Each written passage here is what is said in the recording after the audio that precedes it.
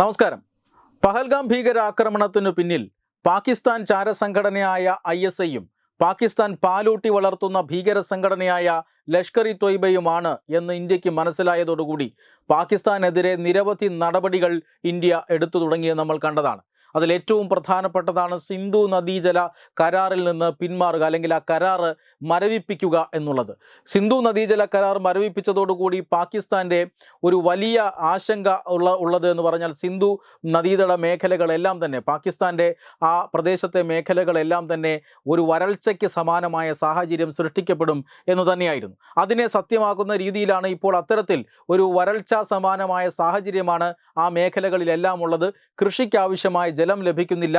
പാകിസ്ഥാൻ്റെ സമ്പദ് വ്യവസ്ഥ നിലനിൽക്കുന്നത് തന്നെ കൃഷിയിലാണ്. പാകിസ്ഥാൻ്റെ കാർഷിക രംഗത്തിന് വലിയ പങ്ക് വഹിക്കുന്നത് ഈ പറയുന്ന സിന്ധു നദിയിൽ നിന്ന് ലഭിക്കുന്ന വെള്ളമാണ്.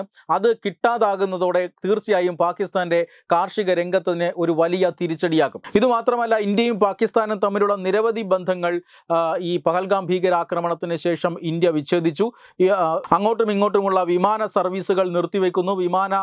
വ്യോമപാത പാകിസ്ഥാൻ വിമാനങ്ങൾക്ക് വേണ്ടി അടച്ചിടുന്നു. പാകിസ്ഥാൻ വിമാനങ്ങളെ ഇന്ത്യൻ വ്യോമ അതിർത്തിയിലേക്ക് പ്രവേശിപ്പിക്കുന്നില്ല. ഇങ്ങനെ നിരവധി നടപടികൾ എടുത്തിരുന്നു. ഇപ്പോഴിതാ ഏറ്റവും ഒടുവിലായി ഓപ്പറേഷൻ സിന്ദൂർ നടപ്പിലാക്കിയതിന് ശേഷം കടുത്ത നടപടിയുമായി ഇന്ത്യ രംഗത്തെത്തിയിരിക്കുകയാണ്. അതായത് പാകിസ്ഥാന്റെ ചരക്ക് നീക്കത്തെ കൂടി ഇന്ത്യ സ്തംഭിപ്പിക്കുന്ന ഒരു നിലപാടാണ് ഇപ്പോൾ സ്വീകരിച്ചിട്ടുള്ളത്. അതായത് പാകിസ്ഥാനിലേക്കോ അല്ലെങ്കിൽ പാകിസ്ഥാനിൽ നിന്നോ ഉള്ള ഉൽപ്പന്നങ്ങൾ ഇന്ത്യയിലെ ഒരു പോർട്ടിൽ നിന്നും ഷിപ്മെന്റ് ചെയ്യില്ല എന്നതാണ് ഇപ്പോൾ ഇന്ത്യ എടുത്തിരിക്കുന്ന നിലപാട്. അങ്ങനെ പാകിസ്ഥാൻ ഉൽപ്പന്നങ്ങൾ ഇന്ത്യൻ പോർട്ടുകളിൽ നിന്നും ഷിപ്മെന്റ് ചെയ്യുന്നത് സർക്കാർ നിരോധിച്ചിരിക്കുകയാണ്. ഇത് ദൂരവ്യാപകമായ ഫലങ്ങളാണ് പാകിസ്ഥാനെ സംബന്ധിച്ചിടത്തോളം സൃഷ്ടിക്കാൻ പോകുന്നത്. മദർഷിപ്പുകളൊന്നും തന്നെ പാകിസ്ഥാനിലേക്ക് വരില്ല. പകരം പാകിസ്ഥാന് ഈ ചരക്കുകൾ രാജ്യത്തേക്ക് എത്തിക്കാൻ വേണ്ടി ഫീഡർ ഷിപ്പുകൾ ഉപയോഗിക്കേണ്ടി വരും.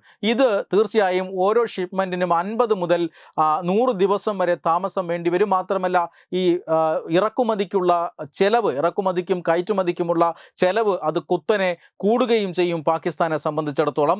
ഇത് മറ്റേതെങ്കിലും രാജ്യങ്ങൾ നേരിട്ടോ അല്ലാതെയുള്ള പാകിസ്ഥാൻ ഉൽപ്പന്നങ്ങളെയാണ് ഇപ്പോൾ ഇന്ത്യ നിരോധിച്ചിരിക്കുന്നത്. അതുകൊണ്ട് തന്നെ UAEയുടെയും മറ്റു ചില രാജ്യങ്ങളുടെയൊക്കെയും പേരിൽ പാകിസ്ഥാൻ ഇന്ത്യൻ തുറമുഖത്തു നിന്നും ചരക്കുകൾ കയറ്റിവിടാറുണ്ട്. അതുകൊണ്ട് തന്നെ അത് അടക്കം ഇപ്പോൾ നിരോധിച്ചിരിക്കുകയാണ്.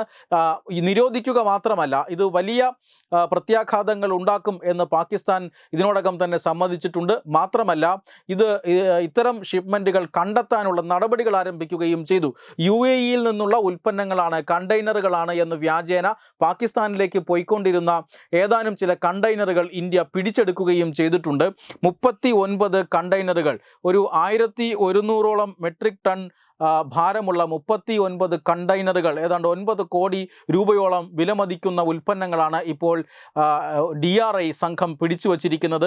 ഇത്തരത്തിൽ ഉള്ള ഒരു അന്വേഷണം, അതായത് ഓപ്പറേഷൻ ഡീപ്പ് മാനിഫെസ്റ്റ് എന്ന പേരിൽ ഒരു അന്വേഷണം, ഇങ്ങനെ കള്ളക്കടത്ത് പാകിസ്ഥാൻ്റെ ഉൽപ്പന്നങ്ങൾ മറ്റേതെങ്കിലും രാജ്യങ്ങളുടെ പേരിൽ ഇന്ത്യൻ പോർട്ടുകളിൽ നിന്ന് പോകുന്നുണ്ടോ എന്ന് കണ്ടെത്താനായി ഒരു അന്വേഷണവും DRI ഇതിനോടകം തന്നെ ആരംഭിച്ചു കഴിഞ്ഞു. സത്യത്തിൽ പാകിസ്ഥാനിലേക്കുള്ള ചരക്ക് നീക്കത്തിനും പാകിസ്ഥാനിലേക്കുള്ള സപ്ലൈ സംവിധാനത്തിനും ഇന്ത്യ തുരങ്കം വച്ചിരിക്കുകയാണ്. പഹൽഗാം ഭീകരാക്രമണത്തിന് പിന്നാലെ ഇന്ത്യ പാകിസ്ഥാനെതിരെ സ്വീകരിക്കുന്ന ഏറ്റവും അവസാനത്തെ നടപടി കൂടിയാണ്. ഇപ്പോൾ തന്നെ പാകിസ്ഥാൻ ഈ സിന്ധു നദീജല കരാർ പുനഃസ്ഥാപിച്ച് കിട്ടണമെന്ന് ആവശ്യപ്പെട്ടുകൊണ്ട് 4-5 കത്തുകൾ ഇന്ത്യക്ക് അയച്ചിട്ടുണ്ട്.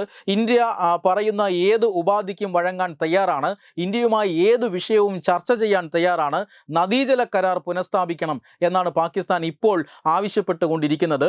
പാകിസ്ഥാൻ്റെ സേനാ താവളങ്ങളിലടക്കം ഇന്ത്യ നടത്തിയ കടുത്ത ആക്രമണത്തെക്കാളും വലിയ ആഘാതമാണ് ഇപ്പോൾ ഈ സിന്ധു നദീജല കരാറിൽ നിന്ന്, അല്ലെങ്കിൽ കരാർ മരവിപ്പിച്ചതോടുകൂടി പാകിസ്ഥാന് കിട്ടിയിരിക്കുന്നത്. അതുകൊണ്ട് തന്നെ ഇന്ത്യയുമായി പാകിസ്ഥാൻ നിരന്തരം ഇതുമായി ബന്ധപ്പെട്ട് ഇത് പുനഃസ്ഥാപിക്കാനുള്ള ആശയവിനിമയം നടത്തി വരികയാണ്. പക്ഷേ അത് ഒരു കാരണവശാലും പുനഃസ്ഥാപിക്കില്ല എന്ന് തന്നെയാണ് കേന്ദ്ര സർക്കാരിൻ്റെ നിലപാട്. കേന്ദ്ര ആഭ്യന്തരമന്ത്രി അമിത്ഷാ തന്നെ ഇക്കാര്യത്തിൽ പറഞ്ഞു. അതായത് പാകിസ്ഥാനിലെ പാകിസ്ഥാനിലേക്ക് ഒഴുകിക്കൊണ്ടിരിക്കുന്ന ജലം അത് ഞങ്ങൾ ഡൈവേർട്ട് ചെയ്ത് രാജസ്ഥാനിലേക്കും മറ്റ് ജല ദൗർലഭ്യം നേരിടുന്ന സംസ്ഥാനങ്ങളിലേക്കും കൊണ്ടുപോകാൻ തീരുമാനിച്ചു കഴിഞ്ഞു. അതിൻ്റെ കനാൽ അടക്കം നിർമ്മിച്ചു കഴിഞ്ഞു. അതുകൊണ്ട് തന്നെ ഇനി പാകിസ്ഥാന് ഈ സിന്ധു നദിയിൽ നിന്നുള്ള ജലം അത് മറന്നേക്കുക മാത്രമേ വഴിയുള്ളൂ എന്നാണ് കേന്ദ്ര മന്ത്രിമാർ ഉൾപ്പെടെ നൽകുന്ന സൂചന. അതിന് പിന്നാലെയാണ് ഇപ്പോൾ പാകിസ്ഥാനിലേക്കുള്ള ചരക്കു നീക്കത്തെ അടക്കം വലിയ രീതിയിൽ ബാധിക്കുന്ന മറ്റൊരു നടപടി കൂടി ഇന്ത്യ പ്രഖ്യാപിച്ചിരിക്കുന്നത്. Web desk Tatwamayi news. രാവുമായണം രാമനെ അറിയണം. സ്കൂൾ കുട്ടികൾക്കായുള്ള രാമായണം പ്രശ്നോത്തരി ജൂലൈ 20 ഞായറാഴ്ച രാവിലെ 9 മണിക്ക്. സ്ഥലം കൃഷ്ണപിള്ള മെമ്മോറിയൽ ഓഡിറ്റോറിയം, നന്ദാവനം, തിരുവനന്തപുരം. രാമായണ മാസാചരണത്തോടനുബന്ധിച്ച് തത്തുമൈ TV സ്കൂൾ കുട്ടികൾക്കായി ഒരു രാമായണം പ്രശ്നോത്തരി സംഘടിപ്പിക്കുന്നു. ഈ വരുന്ന ജൂലൈ മാസം 20 ഞായറാഴ്ച തിരുവനന്തപുരം നന്ദാവനം കൃഷ്ണപിള്ള മെമ്മോറിയൽ ഓഡിറ്റോറിയത്തിൽ വെച്ചാണ് ഈ പ്രശ്നോത്തരി പരിപാടി സംഘടിപ്പിക്കുന്നത്. 10 വയസ്സിനും 15 വയസ്സിനും ഇടയിലുള്ള കുട്ടികൾക്കാണ് പ്രശ്നോത്തരിയിൽ പങ്കെടുക്കാൻ കഴിയുക. പങ്കെടുക്കാൻ താല്പര്യമുള്ളവർ പേര്, പഠിക്കുന്ന സ്കൂളിന്റെ ID കാർഡ്, ജനനത്തീയതി തെളിയിക്കുന്ന തിരിച്ചറിയൽ രേഖ എന്നിവ സഹിതം 9074347838 എന്ന നമ്പറിലേക്ക് വാട്സപ്പ് ചെയ്യുക. ഒരു കുട്ടിക്ക് 100 രൂപയാണ് രജിസ്ട്രേഷൻ ഫീസ്. പ്രവേശനം ആദ്യം രജിസ്റ്റർ ചെയ്യുന്ന 54 കുട്ടികൾക്ക് മാത്രം. വിജയികൾക്ക് ആകർഷകമായ സമ്മാനങ്ങൾ.